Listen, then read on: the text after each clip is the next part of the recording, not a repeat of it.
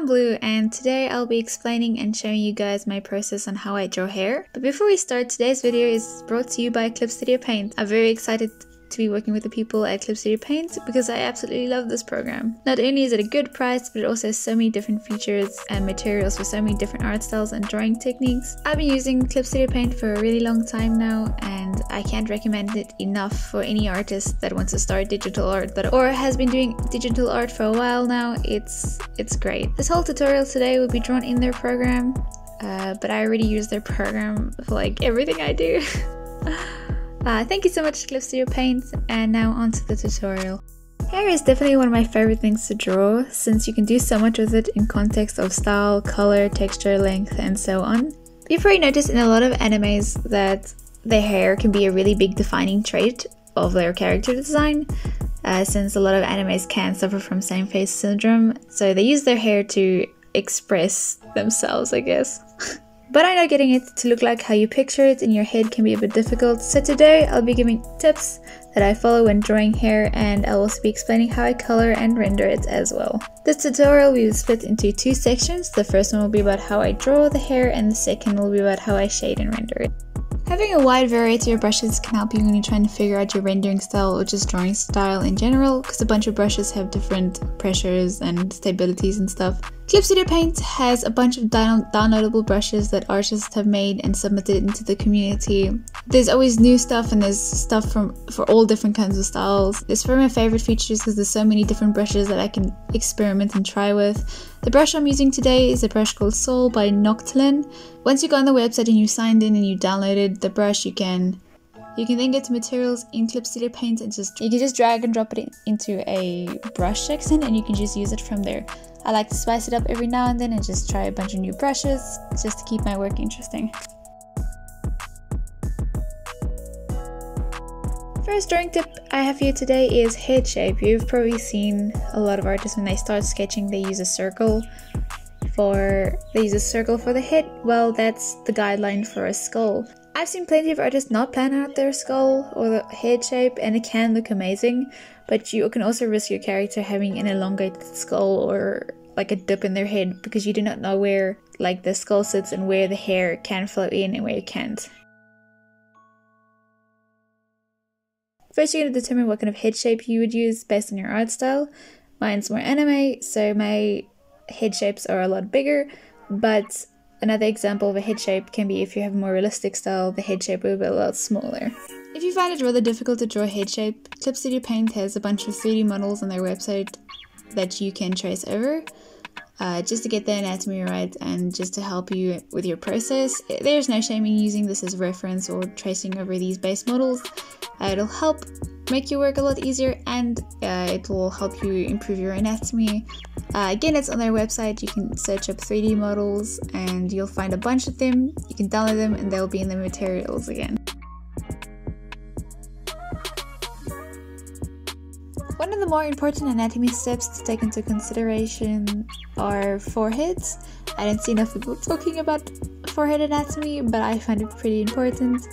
You don't need to know forehead anatomy perfectly, but I think knowing how big the forehead must be or how small the forehead must be can help you with your facial anatomy a lot. I stick with like one shaped forehead because I don't think it's that important, but I think knowing just the basics of it. A lot of people ask me why my canvas is grey when I start sketching out. It's a setting I have for when I open my canvas, it immediately opens to grey. You can set it up when you first open your canvas and just select canvas color. I do this so my eyes don't get sore because I have sensitive eyes, so the white canvas can hurt my eyes after a while. Also, something pretty addicting to do with the canvas opening thing is something called the time-lapse option. You can select it at the bottom here and it'll record everything on your canvas.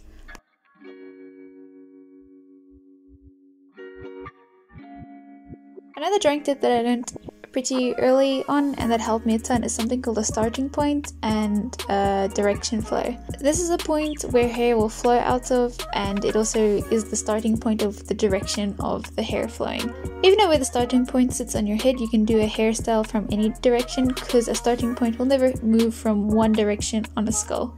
You can have multiple starting points on a head, it does not just have to be one singular starting point. Alright, some examples of starting points is some characters I have here. This character on top here, his name is Julian, and he belongs to one of my mutuals on Instagram called Gemini. Gemini is very good at drawing hair.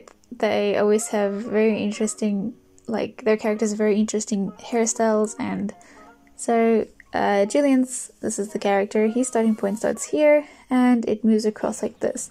So this is basically where all his hair comes from. Julian has textured wavy hair, so it's not a straight line, it's more like this. This is how the direction flow comes out of the starting points. His starting point is over here, and it moves back just a bit, so just behind this piece of hair over here, this is where his starting point sits. And then he also, I guess his starting point is like over here. So it's almost the same as Julian, it's more of a path like this. So all his hair flows from this line out, like this. And it kind of does a sweep this way, and then this way. And then he also has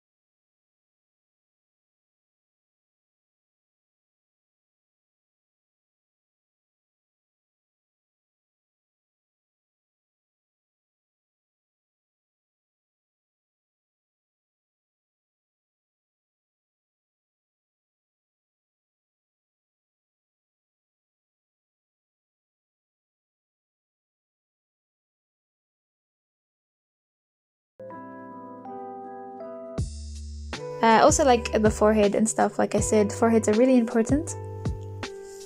So I know Julian, his starting point sits with his forehead, so I can put his starting point exactly where my forehead line is. So I'm basically taking everything from that starting point outwards. I think the most blessed setting in Clip Studio Paint is it has autosave, so it can save from 5 minutes to 15 minutes. I have mine set at 15 minutes. It's great because a lot of times my laptop crashes or the power goes out and I end up losing a lot of work.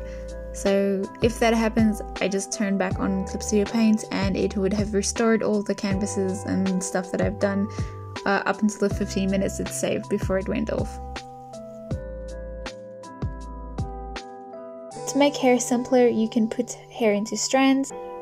So a strand is basically where the hair flows together. So to make it easier to draw, you put your hair into strands. The bigger your strands are, the more cartoony your style is going to look, but the smaller they are, the more realistic it's going to look. Every strand has a different flow, every strand has different textures, so you can have a curly strand, so that means there's a lot more movement in there and there's a lot more shading that goes in because of all the movement.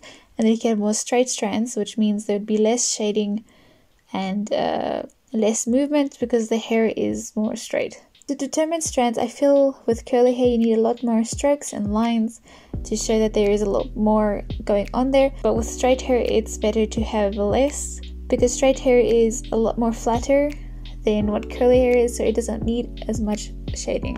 Hair has a lot of movement. When you've determined how many strands your character's hairstyle is going to have, you can add movement to that, so it'll go in different directions. With wavy hair there's movement, but if there was more of a straight hair, the chances of there being a lot of movement is very little. But with hair you can actually just have as much fun as you want. You can have them standing or straight, you can just go crazy because there aren't really many rules. Right now I'll be drawing some examples with the rules I just explained, so they'll have starting points and different strands and stuff like that. I have already drawn the first hairstyle, which was Julian's hairstyle, and the other three are just going to be random.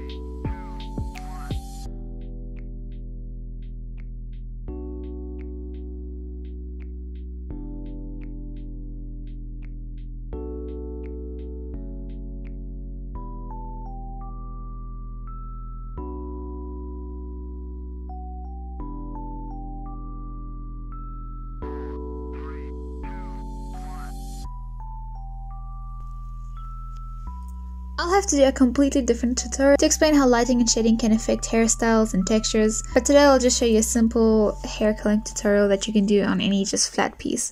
First you need a base color, and then I take a darker color and use the airbrush to show where the hair will be darker, so this is like in between places or under places. And then I'll take a harder brush and I will take it, then I'll take a harder brush with the same color I did with the airbrush, and I will start defining the strands. You can add darker colors for the areas that are more under, so like if it has a loop in the hair, just under the loop you can add dark areas, or if part of the hair overlaps each other you can also add a dark, you can also add the dark color over there. Then when I'm done with the shading, I add a clipping mask to my base layer, and I take the blush color that I normally give my characters and I go over that just in the front area, so it doesn't clash too hard with the skin.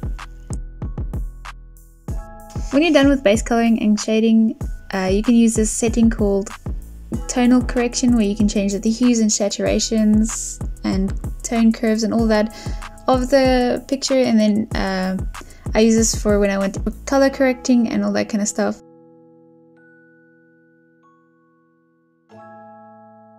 Alright, before I start rendering, I have an entire video about how I paint stuff, where I'll go into detail of like the shapes I use and what exactly I do for blending and stuff. I'll link that in the description if you're interested in checking that out, but I'm just gonna do a quick like explanation of what I do. Now I'm going to render. For rendering, I mostly try and stick with movements, so after I've determined the movement of the strand, all my brush strokes will be in the direction of the strand. I don't draw every single hair, so that's why I just leave it mostly towards the strands. And I also do a lot of bubble techniques, so a lot of round edges. So at the end of a hair tip, I'll normally do like a round dark color, and then at the start of the hair I'll also do a round dark color, and maybe in the middle as well. And I'll also stick with more triangles and round circles. With curly hair I will have more dark in there, so I'll have a lot more dark circles, because curly hair is a lot more circles and round shapes, so I'll just put a bunch of circles in there, and that normally does what it's supposed to. For straight hair I try keeping the colors very light and very neat. And for the final touches with every hairstyle, I always add loose strands, so it's just one or two, either going in the face or just outside the head area. I just think it adds like really nice colors. I don't really do that much lighting. If I do, it's just to find your own rendering style for your hair. You just gotta try a lot of things. You can feel free to use my art as reference if you want to. I don't mind. You can also feel free to redraw my art if you really want to. But thank you so much for watching. I hope this tutorial helps a little bit and teach you a few things. I think hair is really fun to draw and I really enjoy it. Sorry for not posting for so long. I was really busy these last week, and I recently got a virus on my computer, so I lost all the files I was working on. So this week I've been really busy trying to get everything back and trying to get back on track.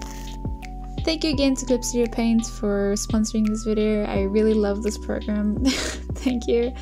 And I hope everybody has a really good day. Bye!